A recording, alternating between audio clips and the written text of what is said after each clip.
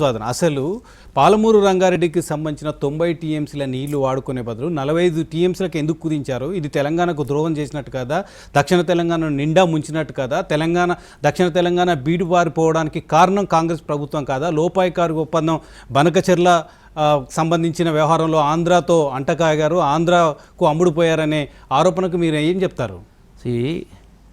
ఈరోజు హరీష్ రావు పెట్టినటువంటి అయితే పీపీటీ ప్రజెంటేషన్ ఉందో మాట్లాడిన దానిపైన అసలు బేసిక్ రీజన్ ఏంది?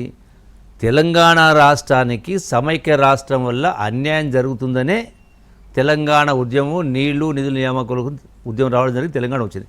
తెలంగాణ వచ్చిన తర్వాత మొదటి ముఖ్యమంత్రి అయింది కేసీఆరే కదా. మొదటి ముఖ్యమంత్రి కేసీఆరే కదా. కేసీఆర్ 10 సంవత్సరాల అధికారులు ఉన్నాడు. కేసీఆర్ 10 సంవత్సరాలు అధికారుల సందర్భంలో ఉన్నప్పుడు మరి కృష్ణా జలాలకు సంబంధించి ఒకటే ఒక అంశం, కృష్ణా జలాలకు సంబంధించి 10 సంవత్సరాలు ఉండి రాష్ట్ర విభజన చట్టంలో స్పష్టంగా ఎన్ బ్లాక్ అలాట్మెంటు 811 టీఎంసీలు ఎన్ బ్లాక్ అలాట్మెంట్ చేసిండ్రు. అంటే 2 రాష్ట్రాలకు కలిపి 811 టీఎంసీలు రాష్ట్ర విభజన చట్టంలో చేయడం జరిగింది.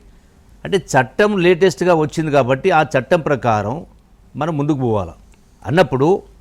పోవాలన్నప్పుడు మరి కేసీఆర్ ఏ ఉద్దేశంతో 10 సంవత్సరాల పాటు 299 టీఎంసీలు తెలంగాణకు, 512 టీఎంసీలు ఆంధ్రాకని 10 సంవత్సరాల సంతకాలు పెట్టిన సాక్ష్యాలతో సహా ముఖ్యమంత్రి రేవంత్ రెడ్డి గారు సభలో ముందుంచడం జరిగింది.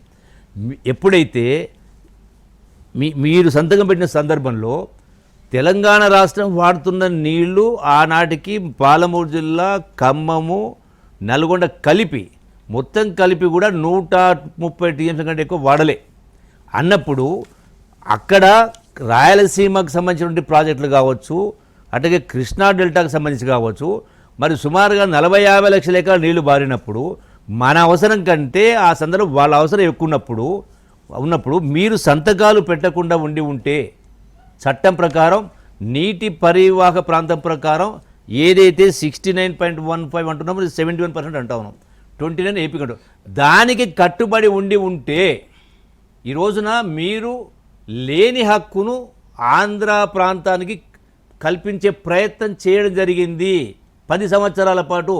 ఎందుకు అనేది ప్రశ్న సమాధానం చెప్పాలి.